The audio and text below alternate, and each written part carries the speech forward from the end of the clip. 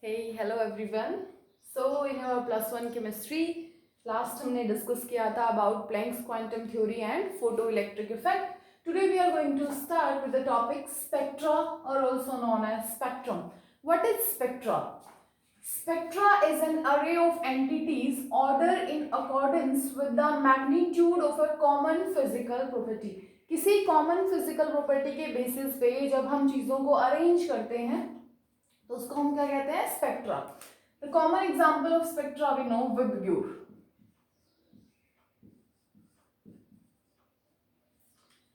यहाँ पे कलर्स को अरेंज किया गया है on the basis of their frequency. Next one, the branch of science which deals with the study of spectra is known as spectroscopy. वो branch science की जो स्टडी ऑफ स्पेक्ट्रा के साथ डील करती है उसको हम क्या कहते हैं? Spectroscopy. We are going to discuss about the two types of spectra. First one is continuous spectra. Second one is discontinuous spectra. Note it down.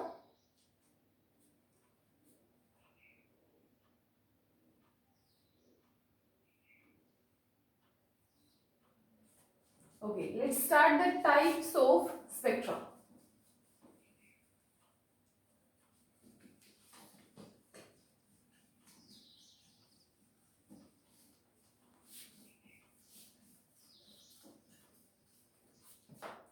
Okay, so first of all we are going to do an experiment and we are passing a ray of light through a prism.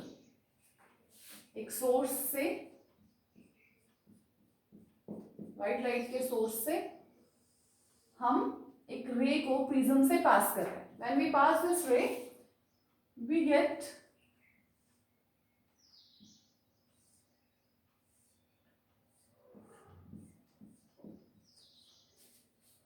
Combination of 7 rays like rainbow. तो हम उसको क्या कहेंगे? जब हम उसको observe करेंगे spectroscopic plate के ऊपर तो हम उसको क्या बोलेंगे? Continuous spectra. Simply continuous spectra में जो यहाँ कलर्स ऑब्टेन हुए हैं they are merges with each other. Clear? यहाँ पे कलर्स का डिफरेंशिएशन नहीं, जैसे रेनबो के कलर्स को हम डिफरेंशिएट नहीं कर सकते, वो एक दूसरे के साथ मर्ज होते हैं. उस टाइप के स्पेक्ट्रा को क्या बोलते हैं हम? Continuous spectra.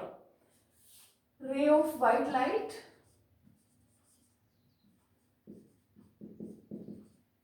when the ray of white light passes through a prism, photographic plate पे इसको ऑब्जर्व करके देखा, हमें क्या मिला? एक कॉन्टिन्यूअस स्पेक्ट्रा मिला. Okay, next we are going to discuss a thing. Again, this is a source of light.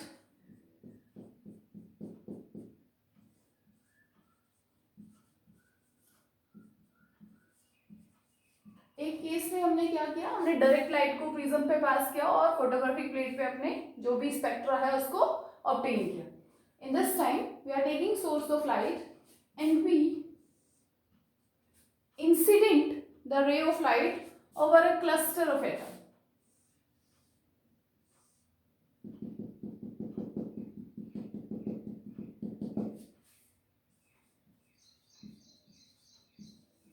Cluster of atom बोल सकते हो, बंच ऑफ एटम्स बोल सकते हो. यहाँ पे कुछ 10-15 एटम्स रखे थे, उस पे उस लाइट को हमने स्ट्राइक किया. इनिशियली जब तक लाइट स्ट्राइक नहीं हुई थी these atoms are in ground state.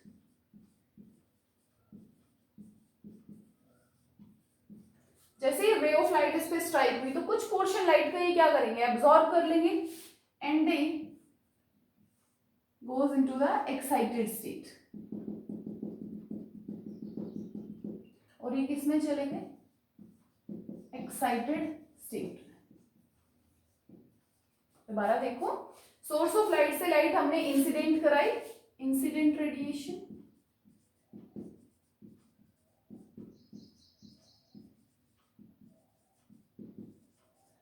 When we pass on the incident radiation, the energy of the cluster of atom absorbs some energy, not each and every. कुछ energy उन्होंने absorb किया, कुछ radiations उन्होंने absorb की और वो किसमें transfer हो गए? एक्साइटेड स्टेट में. क्लियर? जो एब्जॉर्ब किया excited state, after some time they try to return back to their ground state.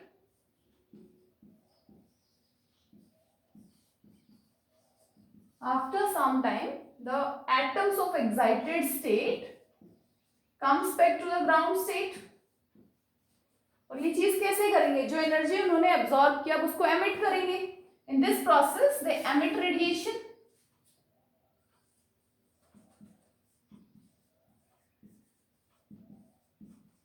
In this process they emit radiation.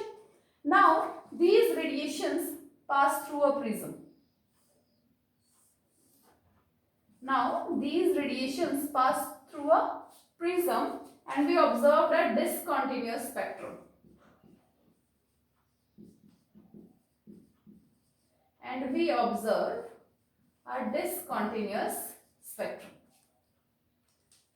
Clear है किस तरीके से हमें कॉन्टिन्यूअस स्पेक्ट्रम मिलता है और किस तरीके से हमें डिसकॉन्टिन्यूअस स्पेक्ट्रम मिलता है. दोबारा देखिए, सोर्स ऑफ लाइट एटम्स पे स्ट्राइक किया, एटम्स ने कुछ पोर्शन रेडिएशंस का एब्जॉर्ब किया और वो एक्साइटेड स्टेट में चले गए. After some time excited state से वो वापस ग्राउंड स्टेट में आए by releasing the energy. That energy released is known as emit radiation. When these radiations pass through a prism we are here with discontinuous spectrum. Note कीजिए, उसके बाद हम इसको आगे थोड़ा सा और डिस्कस करेंगे.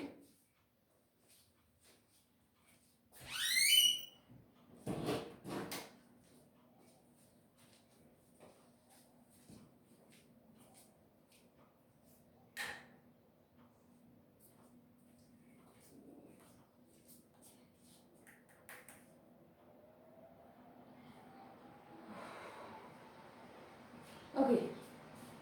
Now there are two terms, one is absorption spectrum and one is emission spectrum. उनको देखते हैं.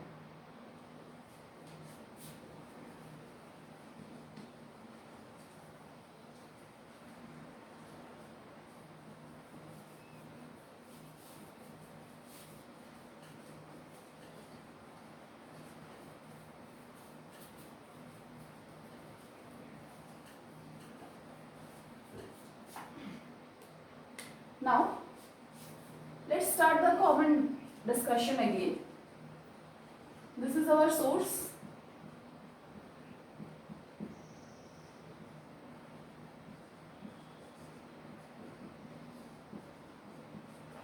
पहला काम क्या किया था हमने, रेडिएशंस को डायरेक्ट प्रिज्म से पास ऑन किया.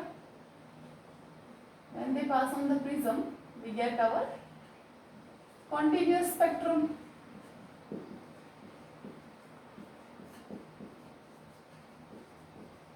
फॉर एग्जाम्पल एक स्लाइड है और वो कम्प्लीटली कलर्ड. इस टाइप से हमें एक कॉन्टिन्यूअस स्पेक्ट्रम मिल गया जहाँ पे आप उस एक दूसरे से उसको सेपरेट नहीं कर सकते. In the next step we are going to pass this light through a cloud of gas. मतलब हमने इस लाइट को इस बार गैस या वही क्लस्टर ऑफ एटम्स से पास ऑन किया. जब यहाँ पे एटम्स से हमने सोर्स ऑफ लाइट को पास किया तो कुछ रेडिएशंस को गैस ने क्या कर लिया, एब्जॉर्ब कर लिया. कुछ रेडिएशंस को इन्होंने एब्जॉर्ब कर लिया और बची हुई रेडिएशंस को वापस हमने किस पे स्ट्राइक कराया, प्रिज्म पे. यहाँ से जो रेडिएशंस आई थी उनमें से कुछ पर्टिकुलर रेडिएशंस को इन्होंने एब्जॉर्ब किया. बची हुई रेडिएशंस जो थी उसको हमने प्रिज्म से पास किया. So we get a continuous spectrum with dark lines in it. Continuous spectrum with dark lines in it. एक कॉन्टिन्यूअस स्पेक्ट्रम मिला डार्क लाइन्स के साथ. कॉन्टिन्यूअस स्पेक्ट्रम में क्या था, कंप्लीटली कलर्ड. नाउ जिस फ्रीक्वेंसी की रेडिएशन को यहाँ पे एब्जॉर्ब कर लिया गया उस फ्रीक्वेंसी की रेडिएशन के साथ जो कलर था वो हमें नहीं मिलेगा. यहाँ पे they seems to be bright but they are actually in dark. और पूरा कलर्ड है, सिर्फ 3 लाइन यहाँ पे मिसिंग हो गई हैं उस फ्रीक्वेंसी की जिसको क्लाउड ऑफ गैस ने एब्जॉर्ब कर लिया. Ground state reaches to the excited state and try to comes back to the ground state. They absorbs the radiation, जो particular ये 3 radiation जो हमें यहाँ absorb नहीं हुई है उसको उन radiations को इन्होंने absorb किया, excited state में गए, ground state में गए, ground state में जाते टाइम ये क्या करेंगे? They emit radiations. Energy released in form of radiation. Radiation की फॉर्म में क्या हुआ? एनर्जी रिलीज हो गई. Now these emitted radiations pass through a prism. These are emitted radiations जो एमिट की गई हैं एक्साइटेड स्टेट के द्वारा. Now when these rays pass through a prism we observe a discontinuous spectrum. हमें क्या मिला? We are here with discontinuous spectrum.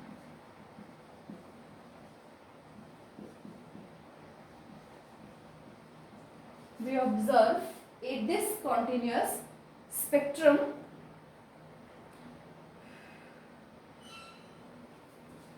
with bright lines. Discontinuous spectrum with bright lines.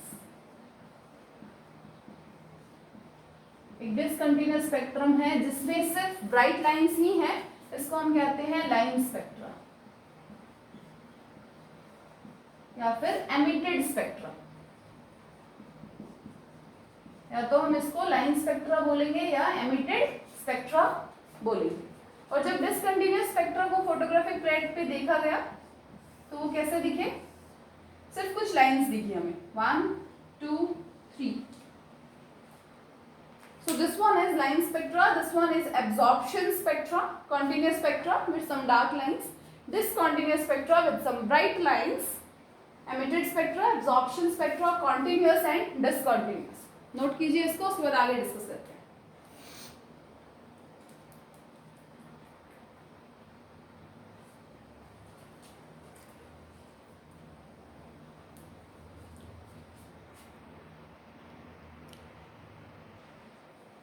Okay, now after discussing about the continuous discontinuous spectrum, in 1885 Barber was a scientist, observed the line spectrum for hydrogen atom and he gave a formula. Hydrogen spectrum को obtain किया, calculation की बहुत सारी, और हमें एक formula से introduce कराया. Formula is 1 upon lambda 109677 bracket 1 upon 2 का स्क्वायर माइनस 1 अपॉन n का स्क्वायर. और उन्होंने कहा कि जो n है वो must be greater than 2. Clear? Here in this formula 1 upon lambda पहले भी डिस्कस किया है. रेडिएशन की प्रॉपर्टीज में 1 upon lambda is nu bar frequency, not frequency, wave number. Wave number is equals to 1 upon wavelength. Lambda is wavelength, so the unit is centimetre inverse. This formula is only valid for visible spectrum. So after some time, Redberg ने इसी formula को improve किया और उन्होंने एक नया formula introduce किया that 1 upon lambda is equals to 109677 into 1 upon n1 square minus 1 upon n2 square. Redberg के formula में इस complete term को calculation को easy करने के लिए हम change कर सकते हैं इस term से 1.1 into 10 raised to power 5 1 upon n1 square minus 1 upon n2 square centimeter inverse. n1 is less than n2. Simple. 1 2 3 4 5 decimals लगा दिए और 9 को राउंड ऑफ करके यहाँ 1 कर दिया. 1.1. these two terms are same. Clear? Okay. Next one. Let's imagine कि atoms के पास अलग अलग एनर्जी लेवल्स हैं. इंपॉर्टेंट फॉर्मूला है रेडबर्ग का, याद रखिएगा इसको. सबसे पहले बाल्मर ने अपना फॉर्मूला दिया था स्पेक्ट्रा को ऑब्जर्व करके, फिर रेडबर्ग ने उसको इंप्रूव किया. Atoms have energy levels.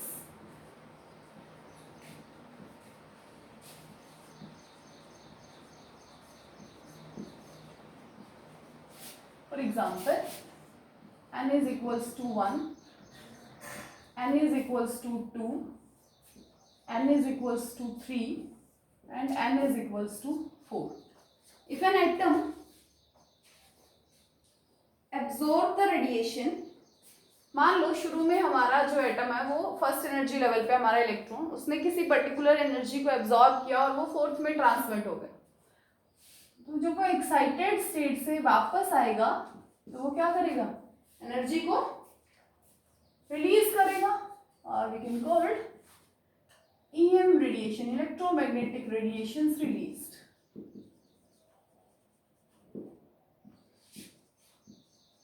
और जब ये रिलीज हुई तभी हमने लाइन स्पेक्ट्रा को ऑब्जर्व किया. क्लियर? सो लाइन स्पेक्ट्रा को ऑब्जर्व करने के बाद कुछ लाइंस अलग अलग साइंटिस्ट ने अपनी अपनी दी. कैसे? देखो, n is equals to 1 and 1 and 2 and 3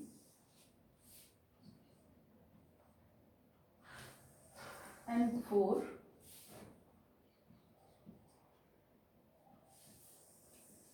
and 5 and 6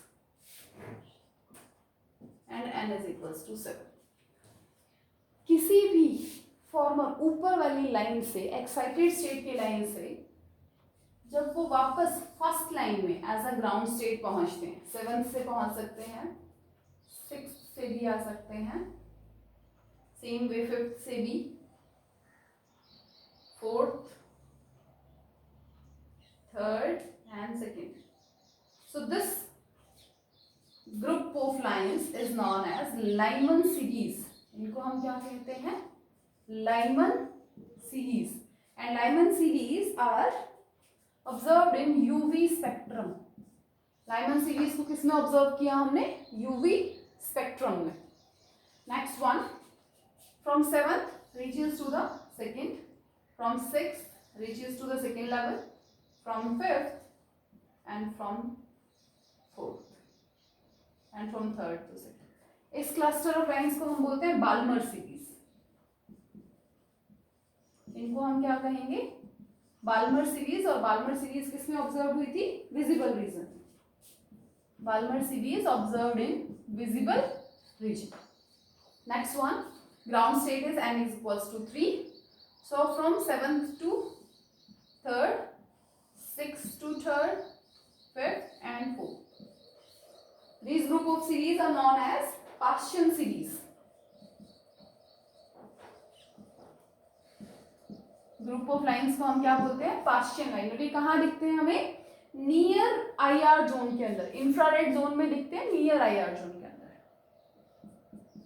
IR के नियर जोन में. Next, the ground state is n is equals to 4. From 7th to 4. ऊपर और भी लाइन है तो वहां से 4th में आके वहां पे 4th as a ground state consider करना है. Lyman, Balmer, Paschen, Brackett. This is Brackett series. Same IR, middle zone. Next one, the ground state is n equal to 5. From 7 to 5, 6 to 5. Lyman, Balmer, Paschen, bracket, P fund. P fund series, IR, far zone. And the last one from 7th to 6th is Humphrey series. So we have number of series. Note them down.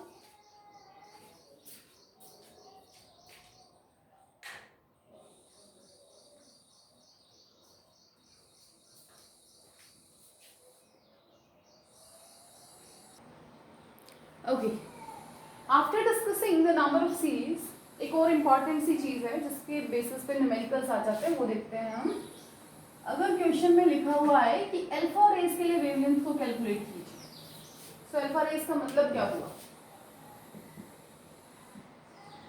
Alpha rays simply means whereas the gap of n2 minus n1 is equals to 1। अगर आपको ground state 4 दिया हुआ है और आपको बोला गया कि अल्फा रेज निकालो, तो एक्साइटेड स्टेट क्या हो जाएगा? 5 minus 4 1। Next one, beta raise. Simply the gap is 2. Gamma rays, the gap is 3. Delta rays, the gap is 4. So easily आप इस चीज को आप क्वेश्चंस में अप्लाई कर सकते हैं। Clear? Next we are going to discuss about bore model. Note कीजिए इसको, फिर बोर मॉडल स्टार्ट करते हैं।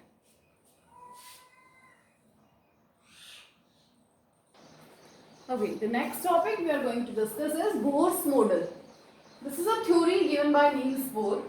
This theory is valid for single electron system like hydrogen, helium +1, lithium +2, beryllium +3. Practically हम बोलें तो ये इस टाइप से आयंस की फॉर्मेशन पॉसिबल नहीं होती।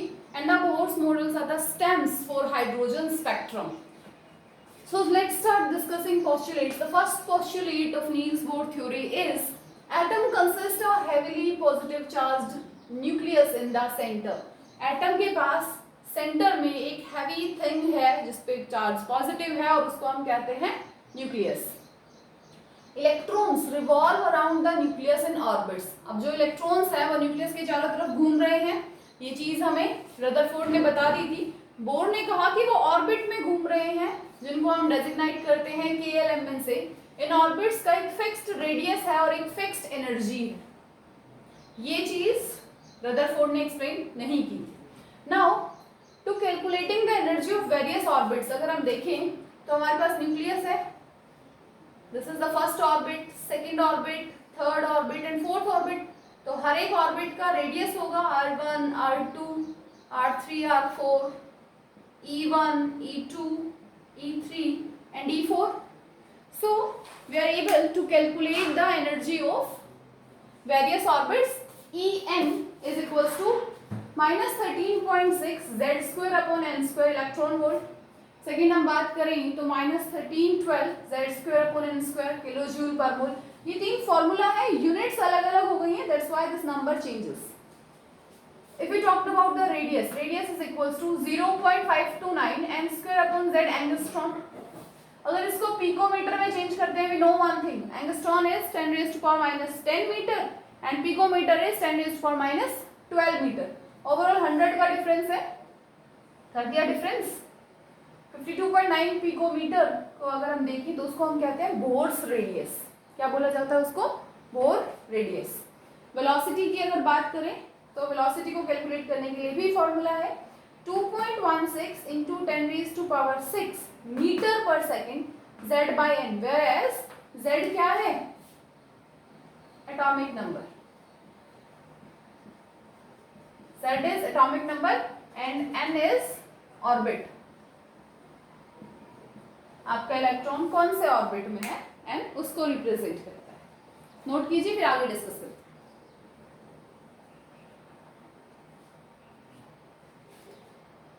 एक पॉजिटिवली चार्ज न्यूक्लियस है सेंटर में, ऑर्बिट्स का नंबर दिया 1 2 3 4, डेजिग्नेट किया KLMN से। एनर्जी कैलकुलेट करने के लिए फॉर्मूला दिया रेडियस के लिए, वेलोसिटी के लिए, और z is atomic number, n is orbit. The next postulate is energy of orbit does not change. जो एनर्जी है ऑर्बिट की वो चेंज नहीं होती।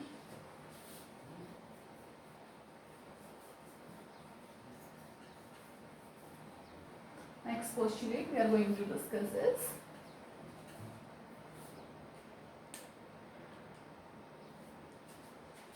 third one, energy of orbit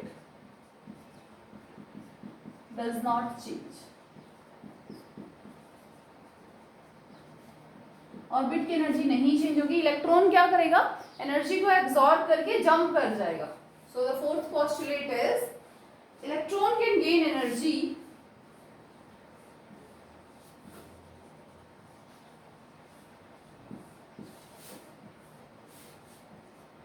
and jump.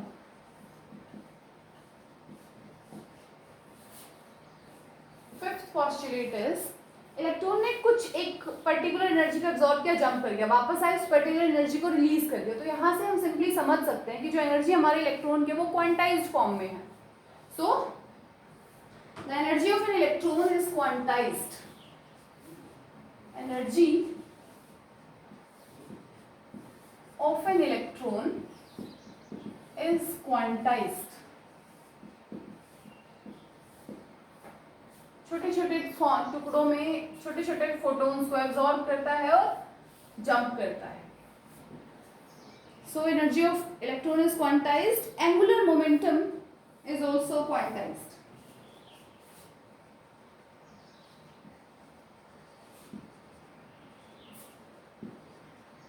Angular momentum of an electron is also quantized. And जो angular momentum है electron का वो इंटीग्रल मल्टीपल है h अपॉन 2 पाई का. MVR is equals to h upon 2 pi. MVR is angular momentum as integral multiple n for h upon 2 pi. Okay, the next one is initially जब हमारा electron अपने normal घर state में है, normal orbit में है, उसने कोई एनर्जी एब्जॉर्ब नहीं की, तो उसको हम क्या कहते हैं? Ground state. Lowest energy state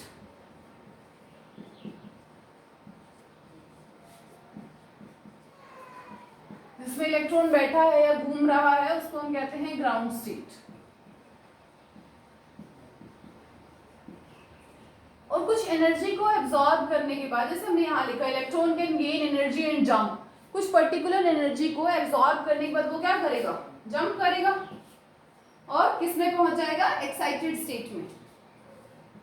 absorb energy and reaches to excited state. Let it be the energy of ground state is E1, for excited state is E2. So delta E is going to be E2 minus E1, and we know this difference is equals to h nu. Nu is the frequency. Nu is equals to C upon lambda. Now lambda from here is equals to hc upon energy difference. इस form में भी आपको मिल सकते हैं. हमने क्या निकाला? Ground state में इलेक्ट्रॉन था, एक एनर्जी को एब्जॉर्ब करके एक्साइटेड स्टेट में चला गया. सो हमने डेल्टा ई कैलकुलेट कर लिया, E2 minus E1. Delta E is h new, h Planck's constant, new frequency, and frequency का एक रिलेशन है वेवलेंथ और वेलोसिटी के साथ, उसको चेंज कर दिया. And finally the wavelength is equals to hc divided by E2 minus E1. These are few postulates of Bohr's model. Clear है? नोट कीजिए इसको, उसके बाद हम इसकी लिमिटेशन डिस्कस करते हैं.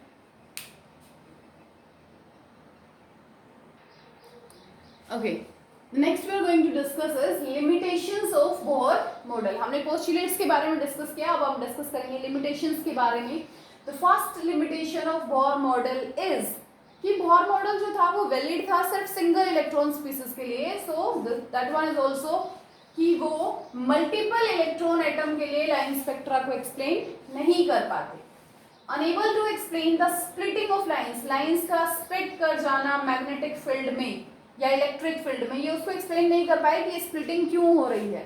The splitting of lines in magnetic field is known as Zeeman effect and splitting of lines in electric field is known as Stark effect. For example, this is our line, absence of magnetic field. जैसे ही magnetic field लगाया इसकी splitting हो गई. Presence of magnetic field. एक single line 3 lines में split हो गई magnetic field लगाते ही, तो उस चीज को भी बोर एक्सप्लेन नहीं कर पाए. 3D मॉडल ऑफ एटम के बारे में एक्सप्लेन नहीं किया. Unable to explain the shape of molecule के बारे में एक्सप्लेन नहीं कर पाए. And unable to explain the de Broglie concept and Heisenberg uncertainty principle, इन दोनों को भी इन्होंने एक्सप्लेन नहीं किया था. So these are few limitations of Bohr model, note कीजिए। उसके बाद हम कुछ न्यूमेरिकल्स डिस्कस करेंगे, इसको नोट कीजिए आप।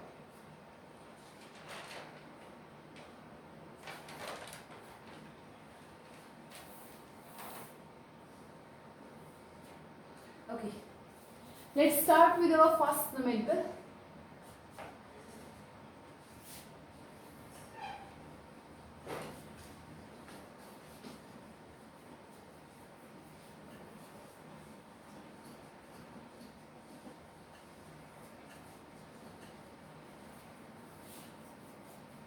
First question is, find the energy released.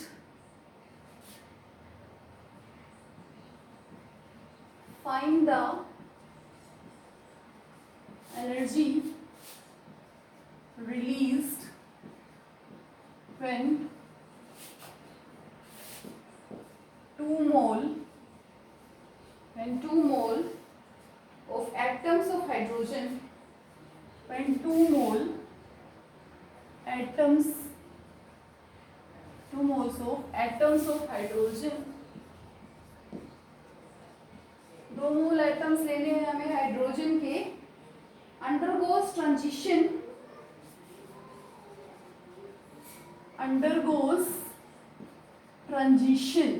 एक ट्रांजिशन हो रही है, giving spectral lines of lowest, giving spectral line of lowest energy, giving spectral line मिलनी चाहिए हमें लोवेस्ट एनर्जी की इनविजिबल रीजन,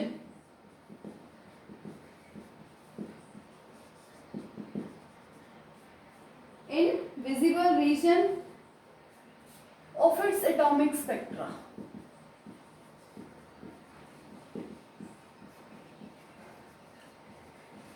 और हमें एनर्जी रिलीज निकालना है। फर्स्ट थिंग इस क्वेश्चन में आपको क्या देखना है, विजिबल रीजन किसके लिए होता है, लाइंस में हमने लिखा था Lyman is for UV, Balmer is for Balmer series simply means N1, ground states we know 2। Lowest energy की स्पेक्ट्रल लाइन कब मिलेगी हमें,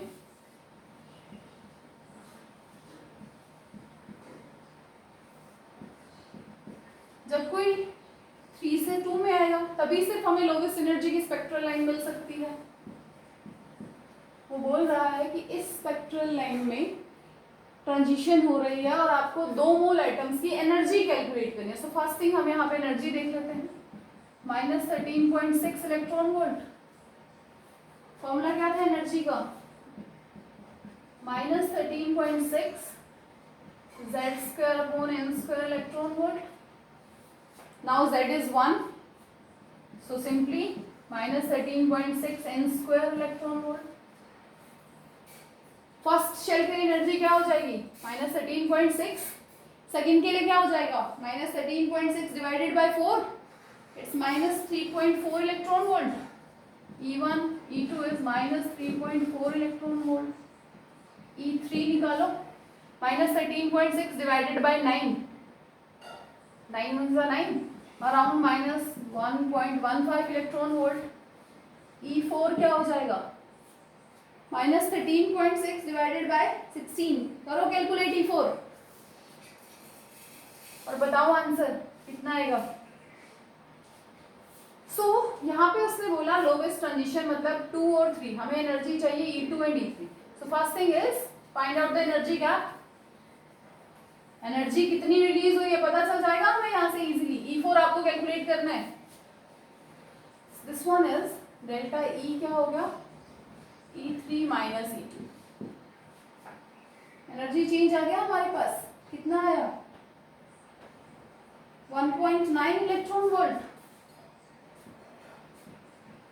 सब्ट्रैक्ट कर दो इसमें से इसको, 1.9 इलेक्ट्रॉन वोल्ट बच गया 2 मोल्स के लिए, ये 1 एटम के लिए है। This much energy difference for 1 atom, clear. Energy निकाली, फिर एनर्जी डिफरेंस देखा। सबसे लोवेस्ट एनर्जी की स्पेक्ट्रल लाइन 3 से 2 होगी, तो हमने E3 और E2 को सब्ट्रैक्ट करके एनर्जी निकाल लिया एक एटम के लिए। फॉर 2 मोल के लिए एनर्जी क्या हो जाएगी 1.9 for 1 atom, so 2 into 23 atoms. Mole को एटम्स में चेंज कर दिया and we are here with our answer. Clear है? एक और चीज यहाँ पे छोटी सी जो आपको ध्यान रखनी है, 1 इलेक्ट्रॉन वोल्ट का जूल में कन्वर्जन। 1 electron volt is equals to 1.6 into 10⁻⁻⁹ joule. ये आपको क्वेश्चंस को डायरेक्ट सॉल्व करने में हेल्प करेगा। क्लियर है? नोट कीजिए इसको, उसके बाद हम एक और एक क्वेश्चन डिस्कस करेंगे।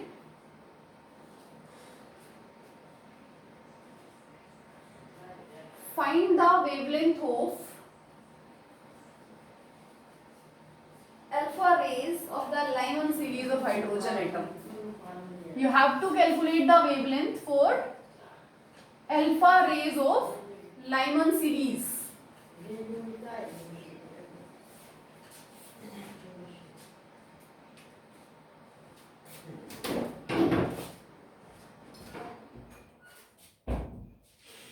So our next numerical, हमें वेवलेंथ कैलकुलेट करनी है किसके लिए, लाइमन सीरीज के लिए और hydrogen alpha rays given. Wavelength of alpha rays in Lyman series of hydrogen atom, this is our question. Lyman series से क्या पता चला आपको, N1 कितना है 1।